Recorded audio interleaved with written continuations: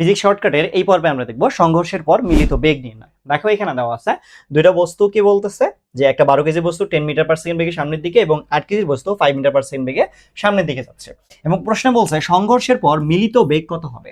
দেখো আমরা এই কোশ্চেনগুলোকে কিভাবে সলভ করতাম বলতো, যে m1 u1 এরকম ছিল আমাদের, তাই না? একটা সূত্র m1 u1 প্লাস কত m2 u2 ইকুয়াল হচ্ছে m1 plus m2 into v।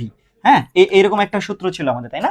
এরকম একটা হচ্ছে আমাদের কি সূত্র ছিল। তো এইটা থেকে তুমি শর্টকাটে একটা ইয়া করতে পারো, সূত্র থেকেই অ্যাকচুয়ালি আসে এরকম v ইজ ইকুয়াল টু, তুমি কি করবা বলো, সূত্রটা আমি আগে লিখি যে m1 v1 প্লাস হচ্ছে কত m2 v2 ডিভাইডেড হচ্ছে m1 প্লাস m2। তুমি এটা অ্যাপ্লাই করবা, ঠিক আছে? এটা অ্যাপ্লাই করবা। তো এটা যখন অ্যাপ্লাই করবা তাহলে তুমি তুমি তাহলে এটা আরো করতে পারো না, যে তুমি যখন এটা ভালোভাবে পারতেছো তাহলে তুমি এটা অ্যাপ্লাই করতে পারো যে হচ্ছে তাহলে ভাই আমি এরকম করি v ইজ ইকুয়াল টু যে কোনো একটা বস্তু এবং তার বেগের গুণফল, তাহলে 12 গুণন 10।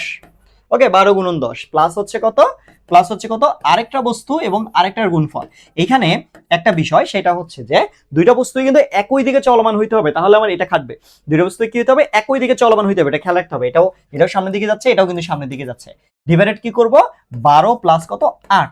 এখন তুমি ভাইয়া ক্যালকুলেটরে ক্যালকুলেশন করো।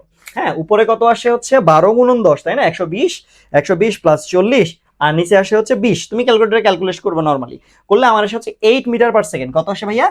8 ms inverse 1, 8 metre per second. ঠিক আছে, এটা হচ্ছে আমার কি সেই মিলিত বেগ নির্ণয়। ওকে, আমার কিন্তু এই সূত্র যেটা আছে, আমি কিন্তু ফান্ডামেন্টাল যে সূত্র, ঠিক আছে, আমি কিন্তু ওইটা দিয়েই করলাম, বাট কিসের জন্য করছি, একটু শর্টকাট জাস্ট তুমি এমসিকিউ এর জন্য। দেখো তুমি যখন ভাইয়া এইটা করতে পারবে ক্যালকুলেটরে বসাতে পারবা, অনেকে কি করবে আগে এই সূত্র বসাবে, এই সূত্র বসাবে যে এই সূত্রের জন্য কি হবে, তারপরে হচ্ছে এইখান থেকে এইটা অ্যাপ্লাই করবে, তারপরে এইখান থেকে এইটা তুমি মান বসাবে। তার আগে তুমি যদি মান বসা করে ফেলতে পারো ক্যালকুলেটরের মধ্যে, তাহলে বলো তোমার 20 থেকে 30 সেকেন্ড সময় কিন্তু বেঁচে যাবে, তুমি কিন্তু এই এমসিকিউ গুলা খুব ইজিলি কভার করে ফেলতে পারবা।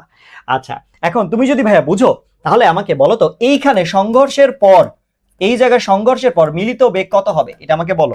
এটা আমাকে কমেন্ট সেকশনে বলো, সংঘর্ষের পর হচ্ছে কি মিলিত বেগ কত হবে, এটা আমাকে কমেন্ট সেকশনে বলে দাও।